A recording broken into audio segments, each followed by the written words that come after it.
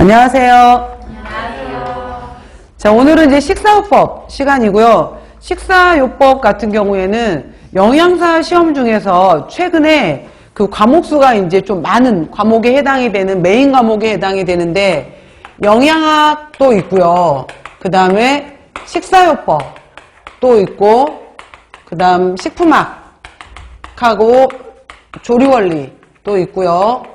그 다음에 단독 과목으로 이제 좀 많은 것 중에 단체급식 이러한 과목들이 있게 되는데, 과거에는 학생들께서 이제 수험생들이 시험을 보실 때 이번에는 유난히 영양학이 어려웠어, 이번에는 식품학이 좀 많이 어렵더라, 이번에는 단체급식이 많이 어려웠어 라고 하는데, 최근에 시험 경향에서 그 수험생 분들께서 가장 어려워하는 과목이 식사요법이에요.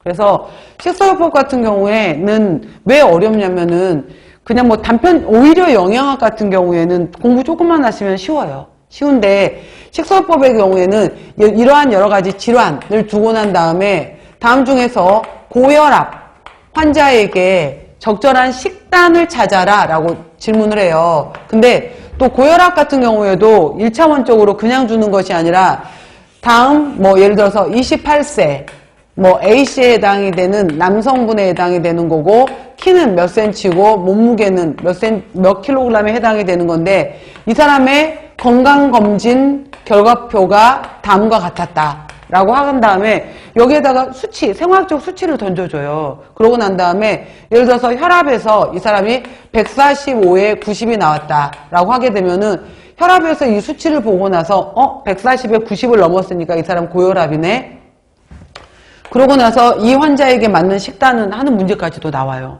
그러다 보니까 1차원적으로 공부를 하시게 되면은 식사요법은 좀 많이 어렵습니다.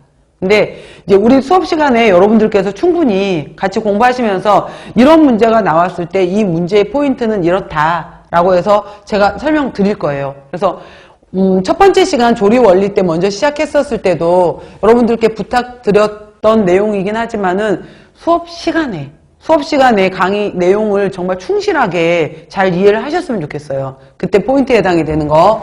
그리고 식사요법 같은 경우에는 1교시 문제로 해서 자, 영양학하고 생화학이 섞여서 나오면서 60번까지로 끝나요. 그러면은 자, 2교시 문제 같은 경우에는 61번부터 74번까지 73번 정도까지 해당이 되는 문제가 바로 이제 영양교육 문제가 나와요. 영양교육 문제가 나오고요. 그 다음 74번부터 해서 끝까지 120번까지 해서 나오게 돼서 1교시 문제가 120문항이 나오게 되는데, 여기 문제에 이제 식사요법도 들어가게 되고요. 중간중간에 각 질환, 아까 제가 고혈압은 140에 90이 넘었다, LDL 콜레스테롤은 160이 넘을 때다 이렇게 해서 판정과 관련된 영양 판정 문제들이 있어요. 그 다음에 여기 호흡기계 질환에서의 우리 몸의 호흡은 이렇다, 그 다음 뭐 위에서의 기능은 이렇다 관련된 내용들로 해서 대사 질환과 관련된 생리학 문제가 있어요. 그래서 이러한 문제들로 해서 대략 46문제 정도에 해당이 되는 문제들이 나오게 돼요. 46문제. 그래서 여기가 74번 정도까지 나오고요. 자, 식사요법 문제는 75번부터 해서 나오는데, 이 생리학 관련된 문제는 한 4문제에서 적게 나올 때는 2문제 범위지만은 뭐 이렇게 문제가 적게 나오기 때문에 그러면 안 중요하냐? 아니에요. 정말 중요해요. 그래서 생리학이라든지 생화학 같은 경우에는 우리가 공부를 하는 데 있어서 기본 과목으로 들어가는데, 또 이쪽 강의하시는 김지연 선생님께서 워낙 강의를 잘 하시니까 그 내용들 잘 이해해 놓게 되시면은 나중에 영양 판정이든 식사요법이든 공부할 때 굉장히 많은 도움이 돼요. 그러니까 기본 내용으로 해서 생리학, 생화학도 충분히 잘 알아두시기 바라고요. 자, 식사요법은 이렇게 해서 섞여 있고 문제 비중이 굉장히 커요. 그래서 식사요법 수업 잘 해보도록 할게요. 자, 여러분들 같은 경우에 제가 첫 시간에 항상 말씀드렸던 게 차례 해당이 되는 내용을 보시면서 여기에서 대략 어떤 문제가 나올 것인가 같이 보도록 할게요. 자, 오늘 들어갈 내용인데요. 식사요법의 개요 부분에서 5문제에서 6문제 많아요.